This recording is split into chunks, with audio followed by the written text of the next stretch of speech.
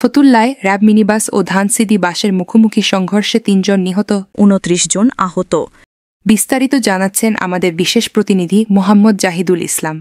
শনিবার ১১ অক্টোবর সকাল ৮:৩০টার দিকে পটুয়াখালী কুয়াকাটা মহাসড়কের ফতুল্লা এলাকায় র্যাব ৮-এর একটি মিনিবাস ও ধানসিঁড়ি পরিবহন নামের একটি যাত্রীবাহী বাসের মুখোমুখি সংঘর্ষে ৩ জন নিহত, অন্তত ২৯ জন আহত হয়েছেন।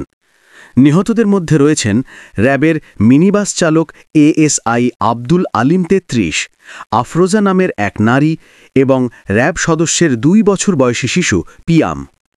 ঘটনাস্থল থেকে আহতদের পটুয়াখালী সদর হাসপাতাল ও লেবুখালী ক্যান্টনমেন্টে নেওয়া হয়, যেখানে ৩ জনকে মৃত ঘোষণা করা হয়।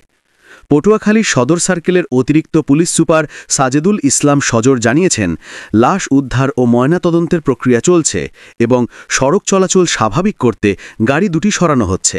Info today, Patuakhali.